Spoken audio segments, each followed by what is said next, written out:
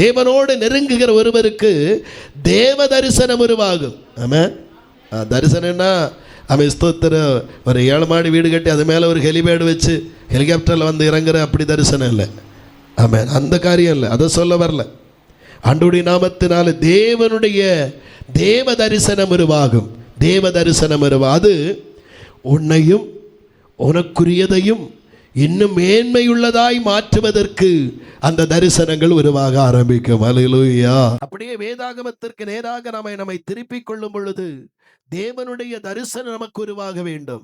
தேவனுடைய தரிசனம் உருவாக வேண்டும் என்றால் தேவனோடு நெருங்க வேண்டும். அல்லேலூயா. ஆமென், ஸ்தோத்திரம். நம்ம எல்லாம் ஏதோ பார்த்து தரிசிக்கிறோம். இன்னைக்கு இப்படி எல்லாம் இருந்தா நல்லா இருக்குமே. அவன் முன்னாடி அவன் ஸ்தோத்திர ஒரு டப்பா வச்சுட்டு அங்க அவன் ஸ்தோத்திர சில செய்ய இப்படி எல்லாம் பண்ண, நீ இப்படி எல்லாம் பண்ணா இப்படி எல்லாம் வந்துடலாம் அப்படின்னு சொல்லிட்டு நமக்கு ஐடியா கொடுக்குறாங்க. கர்த்தருக்கு ஸ்தோத்திரம். அந்த ஐடியாவை வச்சு மேல வந்துடலாம், பெரிய ஆளாயிடலாம், ஆசீர்வாதம் மாறலான்னு சொல்லி பல நேரத்தில் நம்ம நினைக்கிறோம். இல்லைங்க, தரிசனம் தேவனுடைய பாதத்தில் இருந்து உருவாகிறது. அல்லேலூயா.